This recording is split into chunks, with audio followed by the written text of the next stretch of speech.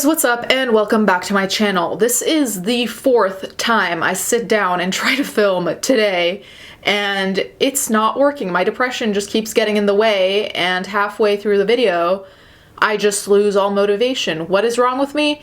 I don't know, but if my energy is weird, that's why. So there are plenty of cases that get me angry, get me frustrated, get me disappointed, but this one has been grinding my gears since I've been reading about it, and I don't even know exactly where I stand, but I know that I'm fucking annoyed, okay? You've probably heard about this because it's been making massive headline. And that is the story of Botham Jean and Amber, I think it's Geiger, her last name, the police officer who shot a young black man by the name of Botham Jean in his own apartment.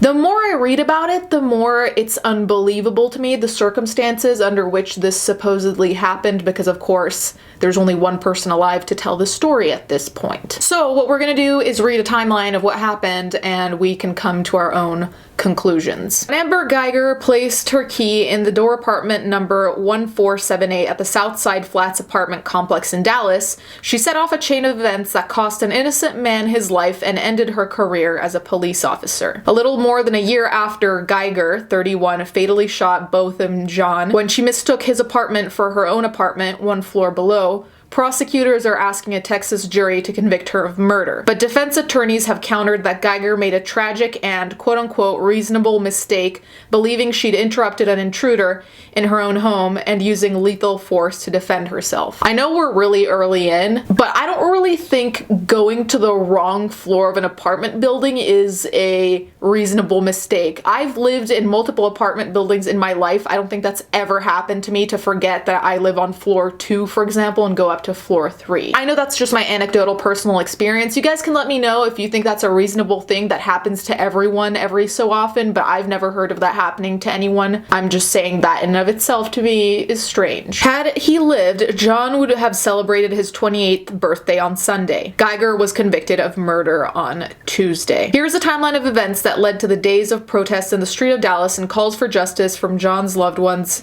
in the Caribbean nation of St. Lucia. September 6, 2018, Botham Jean, an accountant at the international auditing firm PricewaterhouseCoopers, is in his apartment eating ice cream when Geiger, who has just capped off a 13-and-a-half-hour shift as a Dallas police officer by helping a SWAT team arrest 3 suspected robbers, enters through his unlocked door and fatally shoots him in the chest after mistaking him for a burglar. Moments after the shooting, Geiger realizes she is in the wrong apartment. Now, one thing I want to note is I've read numerous articles on this. There also was a tweet posted showing that the door couldn't be open because it's one of those heavy doors that closes by itself, kind of like a lot of hotel doors are heavy and just close by themselves, because there were also accounts that the door was somewhat ajar. This is my door open. I'm gonna just let it go.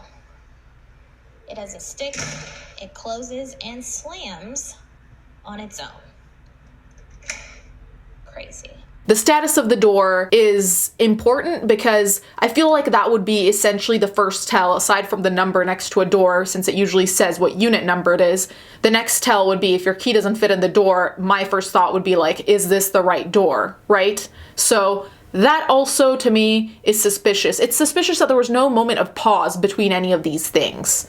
Can you tell I'm annoyed? September 9th, 2018, an arrest warrant is issued for Geiger, charging her with manslaughter. She's released on $300,000 bond and put on administrative leave from her job. Geiger, according to an arrest warrant affidavit, told investigators she arrived home from work about 10 p.m. and mistakenly parked her pickup truck on the 4th floor of the building instead of the 3rd floor, which corresponded to her apartment. She claimed she then walked down a hallway to an apartment she thought was hers, but when she inserted the key, she found the door was slightly ajar. As she entered the apartment, she heard someone inside and saw a large silhouette in the nearly completely darkened apartment that she thought was a burglar. She fired twice after telling the person she believed to be an intruder to show his or her hands, authorities said. So again, we have the ajar thing. You saw the video of the door, so I'm skeptical. Mind you, she shot him on September 6th, and she only turned herself in 72 hours later when there was a warrant for her arrest. So for 72 hours, she's unaccounted for. September 11th, Lee Merritt, an attorney for Jean's family, called Geiger's story highly implausible. Dallas County District Attorney Faith Johnson says she has not ruled out a murder indictment. I also agree. The story to me does not add up whatsoever. This does not read as believable to me. September 13th, 2018, hundreds of friends, loved ones, and work colleagues packed Jean's funeral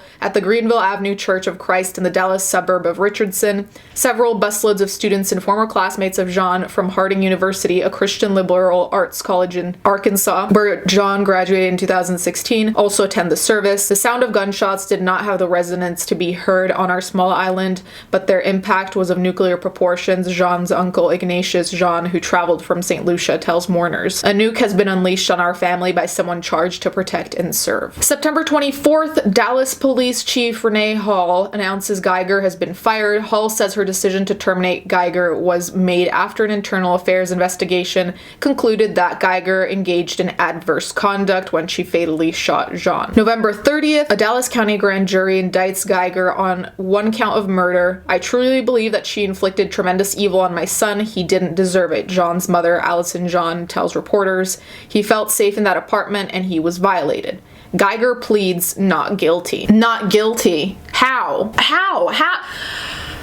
I'm gonna maintain a cool, calm, and collected demeanor, but my wrath is there. January 20th, 2019, a woman who filmed the aftermath of the shooting of Jean claims in an interview that she has been receiving death threats and was fired from her job after she uploaded the video to social media. The footage shows an apparently distressed Geiger, still in her police uniform, talking on the phone as she paces back and forth outside of Jean's apartment on September 6th. April 30th, the 911 call made by Geiger after she shot Jean is obtained by ABC Dallas station WFAA. In the call, Geiger reportedly tells a dispatcher, "I thought it was my apartment," and says, "I'm going to lose my job." September 23rd, 2019, Geiger's murder trial begins in Dallas. Prosecutor Jason Hermas asked the jury to convict Geiger of murder, saying she gave Jean no opportunity for de-escalation, no opportunity for him to surrender before she opened fire, killing him. Defense attorney Robert Rogers accuses the prosecution of making mistakes into evil acts, he says. Only justice in this case is to find Amber Geiger not guilty. September 24th, the jurors are shown the harrowing body cam footage in court from inside the apartment complex that captured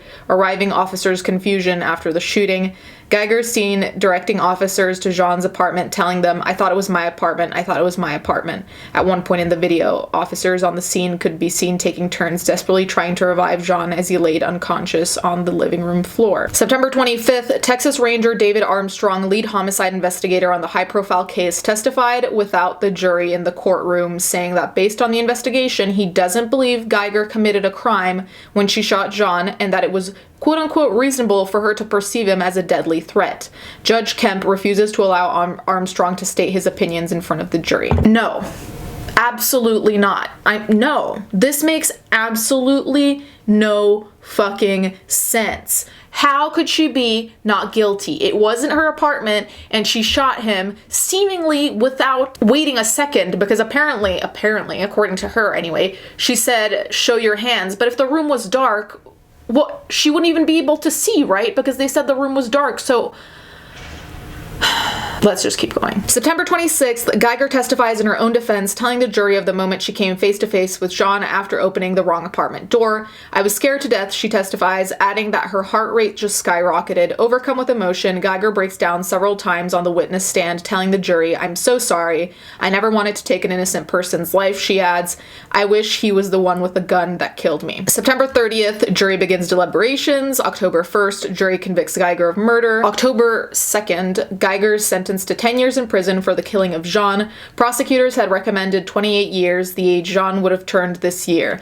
In an extraordinary moment, Brand Jean, Botham's 18-year-old brother, expressed forgiveness to Geiger and said she should find Christ and asked the judge if he could hug her. The two embraced, with Geiger crying and the judge wiping tears from her eye. Botham's brother is a legend for being strong enough to forgive Geiger. I don't think I would be capable of that. So far, I think you can tell I'm not really buying Geiger's story. It just logically, it does not align to me. Logically, it does not align. This is not a thing of like, fuck all cops or whatever, because you guys know I'm not like that. Logically speaking, this does not compute to me. Am I being too harsh? Let me know in the comments down below. The thing that weirds me out even more about this, because I can understand the brother hugging Geiger, right? What I don't get though is that the judge hugged Geiger. I'm not a professional. I don't know everything that happens in a courtroom. My aunt is a lawyer and judge though, and I've never heard of hugging a convicted murderer. A hug? I don't know. That makes me feel weird. I don't like that. I don't like that. It's one thing for the family to hug because they're the ones who pick if they forgive her. Is this a common thing? Have you guys ever heard of this? Because I've never heard of a convicted murderer getting a hug from a judge. And it says, Judge Tammy Kemp hugged Geiger, who was convicted of shooting and killing Botham Jean. It came after his brother, Brant Jean, said he forgave her before hugging her. Okay, so there's an update. As of when I'm filming this, which is October 3rd, there's been a complaint filed over Judge Kemp's hug after the Geiger trial. And it says that the Freedom from Religion Foundation on Thursday filed a complaint against Kemp with the Texas state agency that investigates allegations of judicial misconduct. The Wisconsin-based group said Kemp went too far after Geiger was sentenced to 10 years in prison. And then it also says Kemp has also been criticized by activists who wondered whether a black defendant would get the same treatment. This case rubs me the wrong way for multiple reasons. And like I said, Botham's brother, Brant, is a legend for forgiving her because I don't have anything to do with this and I'm pissed. I just get an off feeling about all of this. The most important thing is that the family is now doing better, and I hope they are. Bottom line conclusion is something's amiss. Something is not right here. What do you guys think? Let me know in the comments down below. Thank you guys so much for watching. Thank you to my patrons as always, and let's get right into the fan